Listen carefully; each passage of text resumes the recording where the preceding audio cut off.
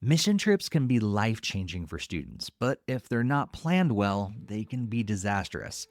So that's why planning ahead is the key. On this episode, we're breaking down three crucial areas to focus on as we set up our trips for the biggest impact.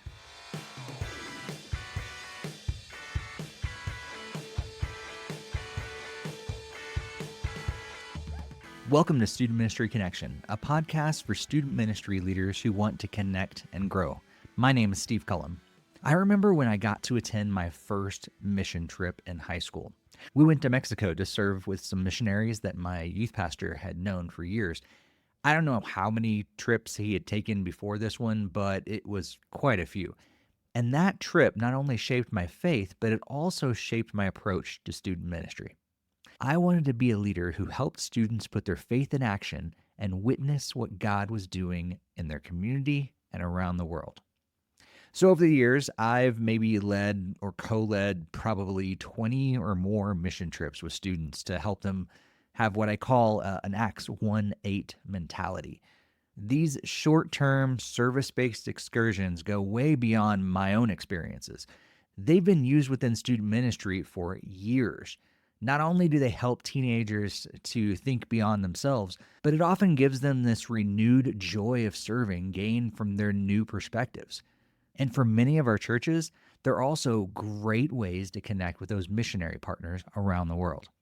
Mission trips could also run the chance of being the bane of some youth pastors' existence. I mean, there's so many details to figure out, especially if you're going out of the country. And then fundraising is always a pain, no matter if you're good at it or not. And there's even more papers for those students to turn in. And we all know how good students and parents are at turning in paperwork, right? So if we still believe in these trips, how can we make them better? I think one of the best ways is to plan ahead. Plan way ahead. I'm talking at least a year. And with that in mind, I wanted to share three ways that I think can help us plan ahead in our mission trips. The first thing we need to think about is location. The location is one of the most important parts of our trip. It's going to help you convince students to actually sign up and go. So pick a location and sell it well. Consider even working in a focus on service or missionary work into your youth group teachings or discussions to prepare them or follow up afterward. You can also consider going back to the same location over and over. This not only helps you plan ahead, but it'll also help you build expectations for the next trip. If your church doesn't already have a regular place they go to for short-term trips, I would encourage you to discuss this with your leadership. Perhaps there's a missionary partner from your church that you can visit year after year, and you can build those relationships beyond just sending them money. The students will also see this and it will help them understand missionary work even better. But what if you don't have any solid opportunities that come from existing partnerships? Here are a few other ideas. Number one, you could check with your denomination or your affiliation. Many denominations actually have their own missionary organizations and partners that they work with on a regular basis. You could also look to independent mission organizations. There are so many great ones out there that focus on a specific area of service or a geographic region. I've used several of those, and if you reach out to me directly, I can make some recommendations. Also, consider some local mission opportunities. You don't have to go around the world to serve on a mission trip. Don't overlook the needs in your own community or nearby areas. It's so important to figure out your location early because it's going to give you more time to figure out all those details that come with that location. I'm talking what paperwork is required, how much the transportation or flights are going to be, if you need access to vehicles once you get there, if you have an accident, where's the local hospital that you need to go to, are there any other required vaccinations?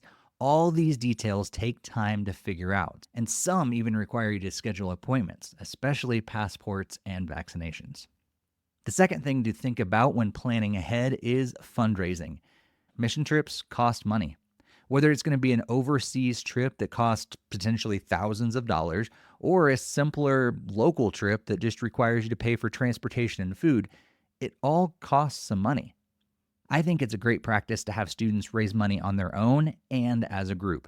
This helps them feel more attached to the trip, but it also gives them a little bit of an experience of what missionaries go through as they're planning their long-term trips. Fundraising, however, is not what a lot of us enjoy. So, in order to combat this, again, start early. Have the students get their support letters out as soon as they sign up for the trip. This also proves why it's important to have the location and other details worked out as early as possible. And I recommend, even if you don't have to raise a lot of money, to have students send out support letters. It's a great way to ask for partnership in ministry. And also, don't forget to ask others for help in your fundraising. Not everyone feels the same way about fundraising. I once had a parent of one of our students who used to do work in fundraising for nonprofits. And so I was immediately emailing her and asking her for help in the fundraising efforts. And if your group has a regularly scheduled trip, you might want to think about a regularly scheduled fundraiser. This will not only provide a steady income for your trip, but it could also grow over time and help your church and community know what the students are doing, and not having to reinvent the wheel every time will also help in your planning. And the final piece I want to talk about when planning ahead for mission trips is your team meetings. I think some youth groups overlook the importance of team meetings. And I am not a proponent for an abundance of meetings at all, but when done well, they can actually be used to prepare your team. I suggest 1-hour monthly meetings to help them stay focused and grow as a team. I'd also suggest an initial informational meeting as early as like 11 to 14 months before the trip if you can do it. Invite all the students who are interested in the trip along with their parents to attend that meeting in order to hear information about the trip, deadlines for signups and fundraising, and a schedule for future meetings. This not only sets them up well to make an informed decision about attending, but it also helps parents to feel much more at ease. And we all know the importance of that in student ministry. Also, I would recommend planning your meetings strategically. When I plan for a trip that goes out of the country or our immediate culture, for example, I have students do some research about the area we're going to serve. Then they present that information at future meetings and are ready to lead a discussion with their teammates. This puts the responsibility back on them. And similar to fundraising, it also helps them connect with what it takes to be a long-term missionary. Some of those topics that they are researching are the history of the area they're going to, the religion of the people they're going to serve, the language that they speak, arts and entertainment, government and laws, education, and a number of other things that they get to research and then learn about the people they're going to serve. And so I make up this entire list. I divide it into what we're going to cover at each meeting, and then we assign or let the students choose what they want to talk about. And in order to make sure that we have enough time, we need to space those presentations out properly. So we can't just have 1 or 2 meetings. We're going to need to have several meetings to get those all in. Team meetings are also a great place to check in about paperwork and all the other things that need to be done leading into the trip. And as you probably know, it's incredibly difficult to take care of all that through email, texting, and phone calls. Face-to-face time helps people actually remember to turn in their medical forms. So when it comes to planning early for mission trips, I covered 3 core principles today. 1, strategically selecting your location early for both meaningful impact and smoother operations. 2, embracing a proactive and community-focused approach to fundraising. And 3, leveraging purposeful team meetings for thorough preparation, fostering connection, and managing all the crucial details. I believe our job as youth pastors is to help teenagers see the world the way God sees it. And while there's always going to be some potential negatives around mission trips, I still believe that God can use them. And if done well, they can be pivotal moments in the lives of our students. The next generation wants to see faith in action.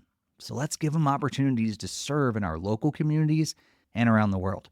Let's plan mission trips well and plan ahead for them. If you have any great tips for planning mission trips, I would love to hear them. And I'm sure the rest of our community would love to hear them as well. Feel free to share them with us on social media, and I'll pass them along to the rest of our community. And if this episode was helpful for you, please consider leaving this podcast a positive review on your favorite podcast app, and also share it with someone else who you think would enjoy it. And if you want to go beyond that and join my prayer or my financial partnership team with my ministry with National Network of Youth Ministries, you can head over to nnym.org/Steve Cullum or follow the link in the show notes. As I said in the last episode, I am in full travel mode again. I saw some of you at the Exponential Conference and the Ignite Conference a couple weeks ago, and I'm hoping to see more of you at the Orange Conference at the end of April. If you haven't gotten your tickets yet, either online or in person, you can save $25 if you follow the link in the show notes, or you can use the promo code STEVE25, that's STEVE 25, at checkout. And if you're going to the Orange Conference, please be sure to stay tuned to my social media as well as the podcast accounts and NNYM's accounts, because we are planning a fun and free networking opportunity for youth leaders who are there. But the space is going to be limited, so once you see those details, you'll want to act fast to sign up. I hope to have you back on this next episode where I'm going to be talking to a friend of mine who is the point person for Colorado winter camps. This is a product of 50 churches working together to provide a great camp experience for students each year. So make sure you're subscribed so you don't miss that one. But until then, be sure to stay connected, and may God bless your ministry.